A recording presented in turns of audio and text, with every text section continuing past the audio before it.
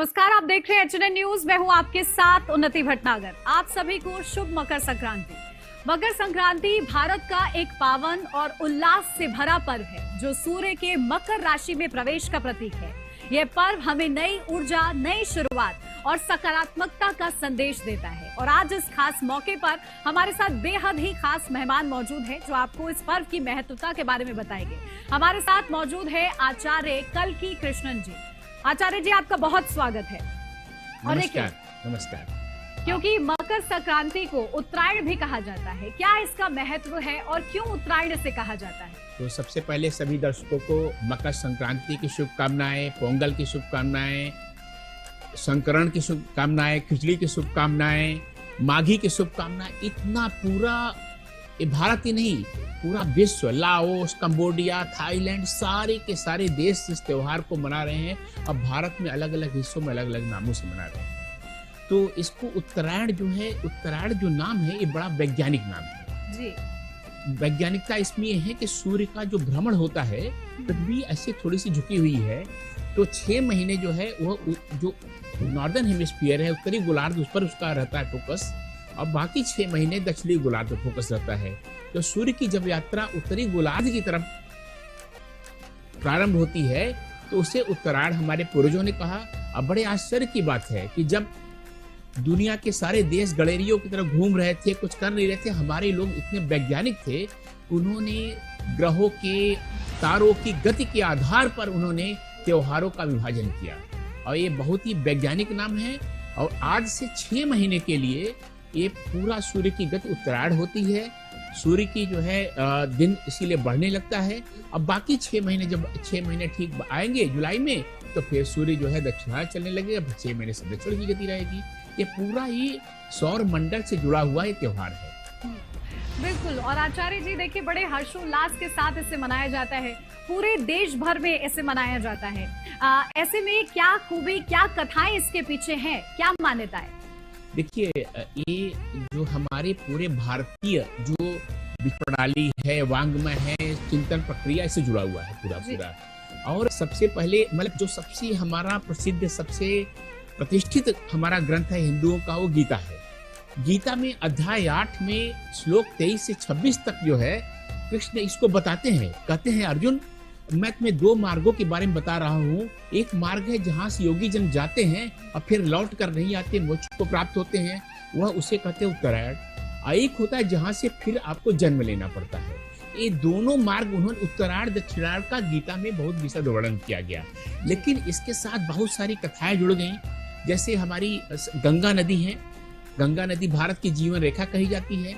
इसके बारे में मान्यता है कि गंगा कैसे आई थी। भगीरथ ने अपने कुछ लोगों को, पूर्वजों को जो है उद्धार करने के लिए लेकर आए, तो वह आज के दिन ही, मकर संक्रांति के दिन ही गंगा का पृथ्वी पर अवतरण हुआ। ये बहुत बड़ी बात है। आप कह सकते हैं कि गंगा का एक और जन्म हुआ। तो ये मकर संक्रांति से जुड़ा हुआ है।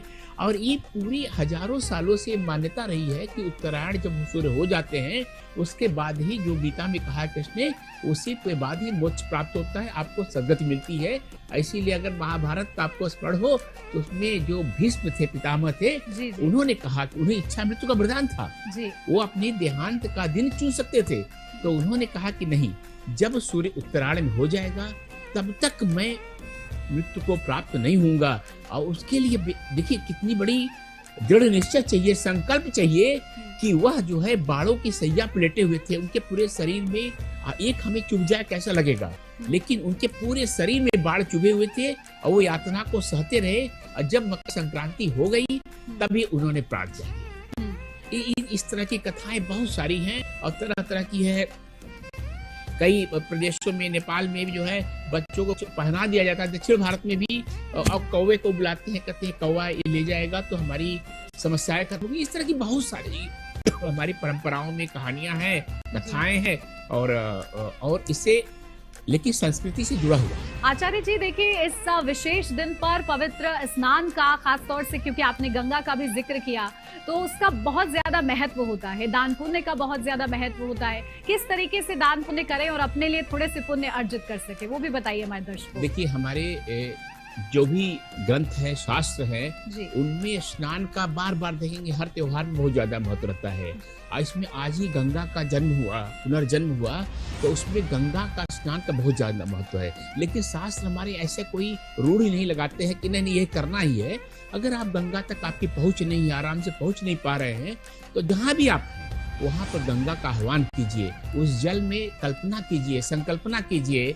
और उसके लिए श्लोक भी हैं कि आप गंगा का आह्वान करेंगे।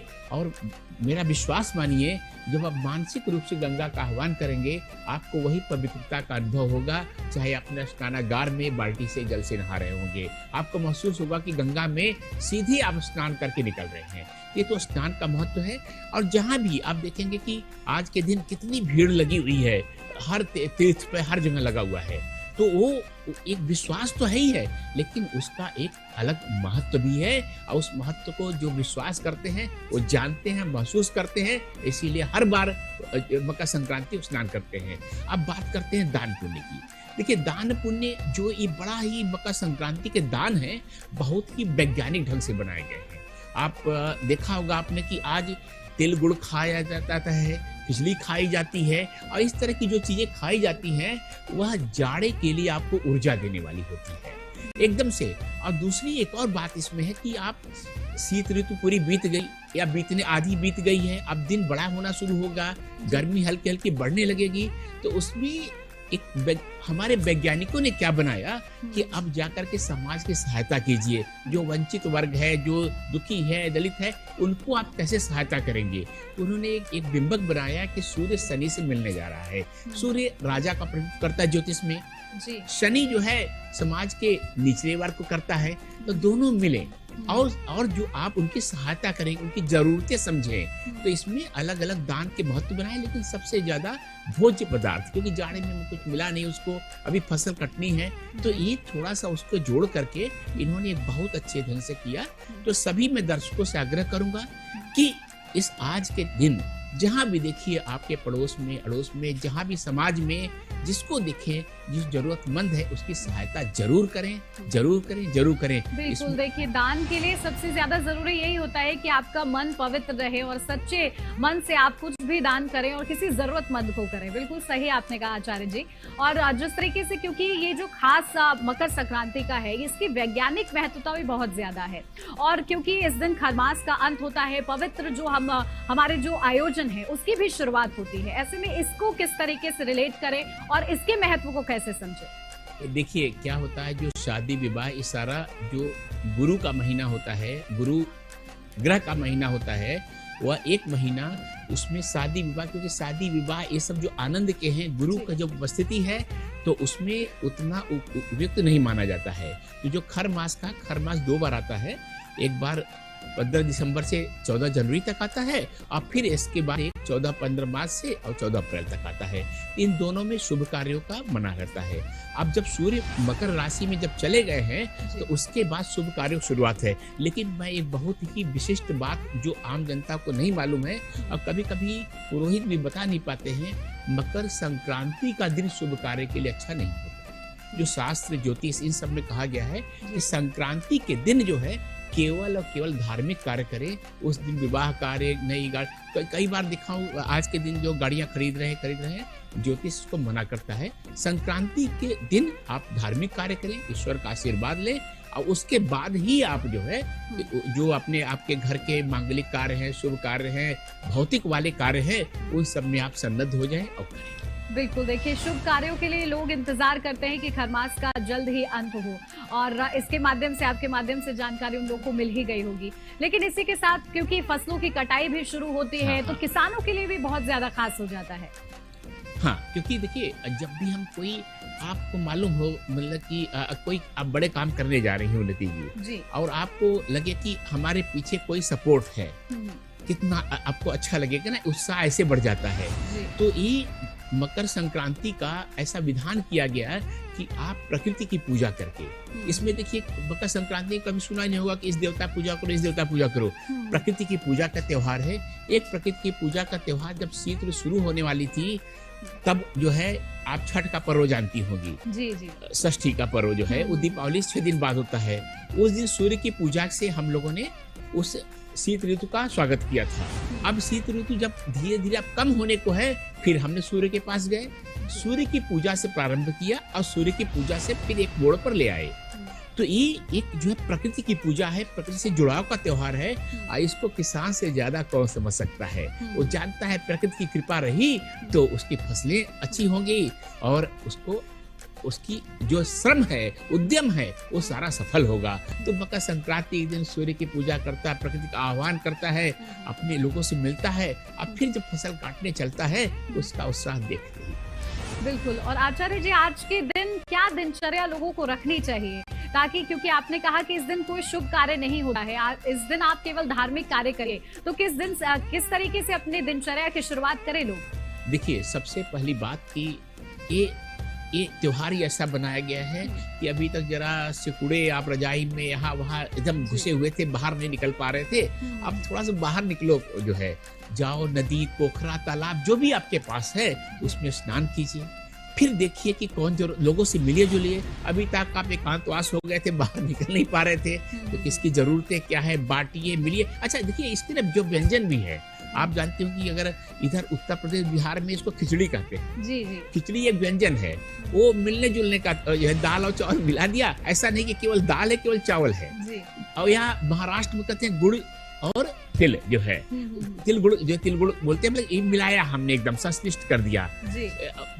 पोंगल देखिए, पोंगल भी एक व्यंजन है, वो भी खिचड़ी जैसा रहता है और उसको एकदम संपूर्ण आहार रहता है, उसको आप खाइए और आनंद लीजिए, उसमें फिर घी डालिए। तो ये बड़ा, जैसे कि भोजन में भी आपके मिलने जुलने का है, व्यक्तिगत रूप से मिलने जुलने का है और इस तरह से समाज को आगे बढ़ाने का त्योहार है। आगे बिल्कुल। देखिए, इसे पूरे देश भर में अलग अलग नामों से मनाया जाता है, लेकिन मनाया जरूर जाता है। चाहे केरल में केवल इसे संक्रांति कहते हैं, तमिलनाडु में पोंगल के रूप में मनाया जाता है, उत्तर प्रदेश, बिहार में जिस तरीके से हम लोग बात कर रहे हैं कि इसे खिचड़ी कहा जाता है, पूरे हर्षोल्लास के साथ। और क्योंकि इसके साथ ही मौसम में भी बदलाव होता है और लोगों को ठंड से थोड़ी सी राहत मिलती है, और इसीलिए जो आहार का आप जिक्र कर रहे थे वो भी जरूरी हो जाता है। लेकिन आज के दिन का महत्व, अभी जो वर्तमान में हम लोग देखें तो युवा पीढ़ी इसको किस तरीके से मनाए, क्योंकि हर दिन का अपना महत्व है। और मकर संक्रांति लोग खिचड़ी, खासतौर से यूपी बिहार में क्योंकि खिचड़ी की तरह मनाते हैं, तो युवा इसमें कैसे अपना योगदान दे सकते हैं? देखिए, हम लोग यहाँ स्टूडियो में बैठे हुए हैं जी। आप जरा बाहर जाके देखिए आकाश में क्या हो रहा है। हमारा युवा पतंगे उड़ा रहा है जी। उसने कैसे स्वागत किया हुआ है, ऐसा शास्त्रों में नहीं लिखा है। ये देखिए, भारतीय जो समाज है वो बड़ा प्रवाहमान है, वो हर त्योहार को नए तरीके से परिभाषित करता है, डिफाइन करता है कि हम क्या कर सकते हैं। पूरी आकाश मंडल हमारा पतंगों से घिरा हुआ है और प्रकृति का स्वागत कैसे कैसे कर रहा है युवा वर्ग हमारा जो है। तो और कपड़े नए जो है, अब तो उतना नहीं रहा, पहले पीले कपड़े पहन करके बाहर निकलते थे और इस तरह से बहुत सारी चीजें होती थी। लेकिन कम से कम एक नई विधा आई है पतंग उड़ाने की, जो है जो हजारों सालों से हमारे यहाँ चलती आ रही है, उसको आज मकर संक्रांति से जोड़ करके अब बहुत अच्छे ढंग से युवा वर्ग मना रहे हैं। लेकिन एक मैं नया ढंग से इसको बताना चाहूंगा कि जो सूर्य और शनि है, उसको मैंने एक बताया आपको संबंध राजा और प्रजा का, जो सबसे निचले वर्ग का। लेकिन ज्योतिष में जो है सूर्य पिता का प्रतिनिधित्व करता है और शनि को उसको पौराणिक रूप से कहा गया है कि वह पुत्र है। और सूर्य और शनि में ऐसी कथा है कि सूर्य की पत्नी जो थी संज्ञा, जो है वो छोड़ करके चली गई थी, उन्होंने अपनी जगह अपने पृथ्वी में छाया रख दिया था। तो उससे जो बच्चे पैदा हुए तो वह जो है वो सौतेले हो गए। तो शनि और सूर्य का जो संबंध खराब हो गया उससे। तो जब संबंध खराब हो गया तो फिर एकदम पिता पुत्र का संबंध खराब होना तो सृष्टि का हो गया। तो अब क्या होता है, मकर संक्रांति के दिन जो है सूर्य अपने पितृ के हाथ, कितना सुंदर है, झगड़ा है दोनों का, मनमुटाव है, एक दूसरे पसंद नहीं करते हैं, लेकिन 2 महीने के लिए सूर्य मकर और कुंभ शनि की राशि है वहां पर आते हैं।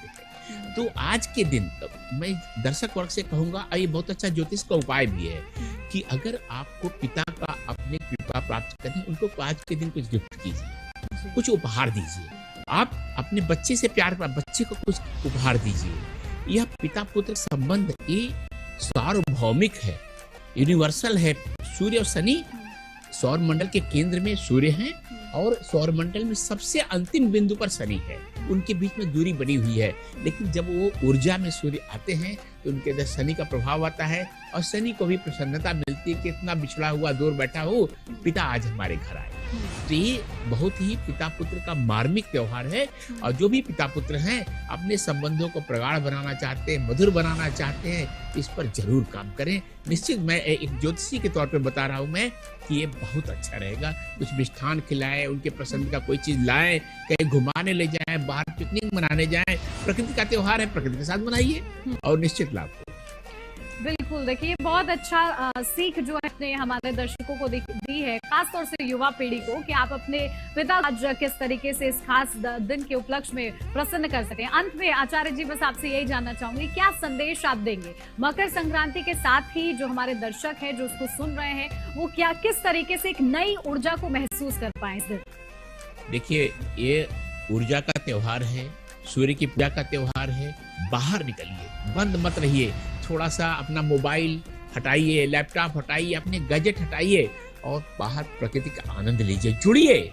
आपको निश्चित सूर्य की, महान सूर्य की, इस सौर मंडल के शासक की जो पिता तुल्य है उसकी ऊर्जा मिलेगी। आप लाभान्वित होंगे, निश्चित लाभान्वित होंगे और कहेंगे कि जीवन में एक नया आयाम देखने को मिल रहा है। बिल्कुल आचार्य जी, देखिए मैं चाह तो रही थी कि दर्शकों को एक ये सवाल भी आप बताइए, क्योंकि माघ मेला की जब शुरुआत होती है और किस तरीके से उसका पूरा हर्षोल्लास हम लोगों ने देखा है, इतनी ठंड के बावजूद भी जो श्रद्धालु हैं वो पहुंचे हैं स्नान के लिए, तो इसका क्या महत्व है? क्या मकर संक्रांति से ये जुड़ा हुआ है? हाँ, देखिए मकर नहीं, थोड़ा सा दोनों में अंतर है। एक्चुअली होता क्या है, दोनों एक साथ ही पड़ते हैं। जी जी। लेकिन जो भी हमारे भारतीय महीने हैं, भारतीय त्योहार है, एक दो को छोड़ करके वो सारे सूर्य और चंद्रमा को गति को मिलाकर बनते हैं। तो इसीलिए हर त्योहार आप सुनते होंगे, अष्टमी है, पूर्णमासी है, अमावस्या है, वो तिथि होती है। और इसीलिए अलग अलग दिनों पर उनका होता रहता है। कभी दीपावली ऐसा नहीं होता किसी तारीख को पड़ेगी, किसी दिनांक पड़ेगी। लेकिन मकर संक्रांति केवल सूर्य का त्योहार, केवल और केवल सूर्य का त्योहार है, इसीलिए एक निश्चित दिन पड़ता है। लेकिन सौभाग्य से माघ महीना पूरा इसमें पड़ता है और माघ महीने में जो है ये मकर संक्रांति पड़ती है, इसलिए ये माघ महीने का एक विशिष्ट स्नान है और इसका निश्चित ही बहुत फल होता है और अच्छा फल होता है। इस दिन प्रयास कीजिए, सूर्य के कई मंत्र हैं जो है उनको आप पढ़ करके, एक मंत्र में बोल दे रहा हूँ, एक बीज मंत्र है सूर्य का, 108 बार आज पढ़ लेंगे तो उससे बहुत लाभ होगा, बहुत लाभ होगा। वो मंत्र है ओम ह्राम ह्रीम रौम। ये सारे बीज मंत्र ऊर्जा को लेकर बनाए गए हैं और इसका बहुत ही लाभ होता है, करेंगे। और एक बहुत ही, मैं थोड़ा सा अगर समय हो तो मैं कुछ एक अलग उपाय देना चाहूंगा। यह वर्ष जो है सूर्य और शनि का है, ये अंक शास्त्र से जुड़ा हुआ, और मैं रोक नहीं पा रहा हूँ आपको बताने के। ये जो वर्ष है, इस वर्ष कौन सा है उन्नति जी? 2026 को जब जोड़ेंगे तो कितना आएगा? 10 आएगा।